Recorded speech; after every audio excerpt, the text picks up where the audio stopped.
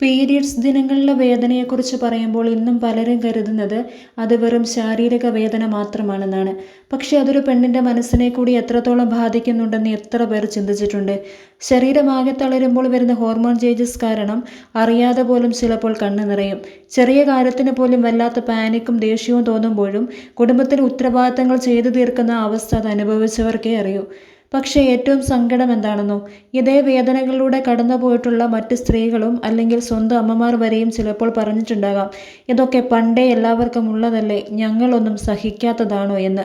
ഓരോ സ്ത്രീയുടെയും അനുഭവങ്ങളും അവരുടെ ശരീരവും വ്യത്യസ്തമാണ് എന്ന സത്യം നമ്മളിനി എന്ന് തിരിച്ചറിയാനാണ്?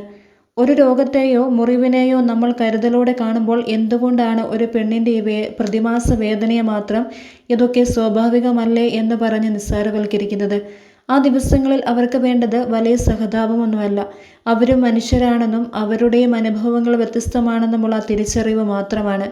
ആ വേദന മനസ്സിലാക്കാൻ പറ്റിയില്ലെങ്കിലും സാരമില്ല, പക്ഷേ അവരുടെ മനസ്സമാധാനം കൂടി കളഞ്ഞ് ആ വേദനയുടെ ആഴം കൂട്ടാതിരിക്കുക.